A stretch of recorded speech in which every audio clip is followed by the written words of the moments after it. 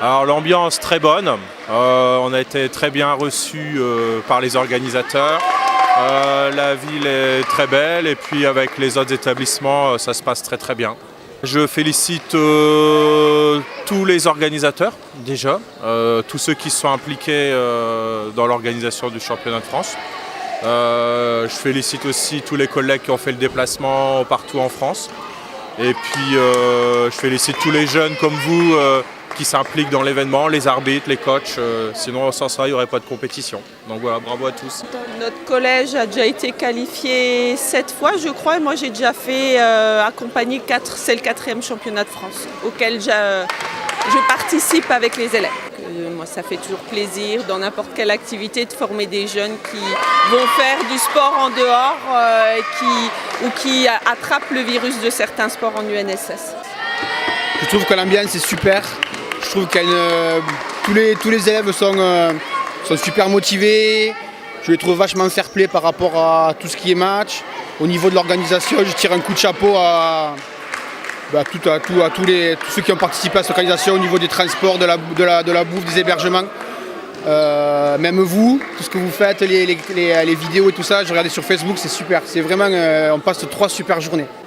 J'encourage tout le monde à participer à ces compétitions, à commencer par le district, aller au département, aller le plus loin possible, sans se prendre la tête, en sachant que la finalité, peu importe laquelle ce sera, si c'est les France, tant mieux. Le tout, c'est de se faire plaisir et on croise que des belles personnes et ça, c'est très agréable. J'accompagne mon équipe du collège, donc des élèves que j'ai suivis pendant 4 ans, qui sont actuellement en 3e.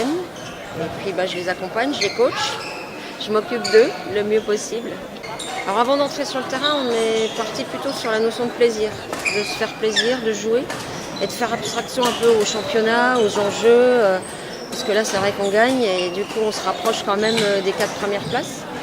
Donc les dernières consignes ce matin, c'était de jouer comme quand on joue chez nous, quand on s'entraîne le mardi soir.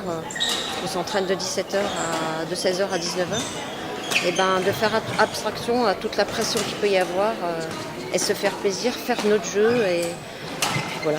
J'ai en charge une section Ulysse en handicap moteur. Donc on a ramené une équipe en badminton partagé. On donne la possibilité à nos élèves là, qui sont en situation de handicap de participer en équipe avec des valides. Donc ils partagent l'activité badminton. Ça s'est très bien passé, on a des élèves heureux qui sont contents de participer. Donc nous on les accompagne là-dedans. On est très contents qu'ils vivent ces émotions-là au niveau du championnat de France. Et repartiront grandis. Ils auront eu une expérience qui leur permettra de s'épanouir encore un peu plus. C'est très bien, c'est une chance qu'il leur a offert. Mais qu'ils gagnent ou qu'ils perdent, ils sont en équipe, ils vivent des choses, ils partagent des choses entre les différentes pathologies et les élèves valides. Et il y a des liens qui se créent et puis chacun a besoin de tout le monde dans l'équipe pour pouvoir gagner. Et ça, c'est une leçon de vie pour le sport pour tous. Que tout le monde puisse pratiquer à son niveau et qu'il puisse se donner et s'épanouir à travers ça. Voilà. C'est calme, c'est bon enfant. Tout le monde s'entend bien, il n'y a pas de conflit autour des terrains, c'est reposant, c'est très bien. Juste dire à tout le monde que tous ceux qui participent à un championnat de France, du premier au dernier, ils ont de la chance d'y participer, ils ont de la chance d'être là et il faut qu'ils se rappellent juste de ça. Voilà. Et merci à vous et bravo pour votre organisation.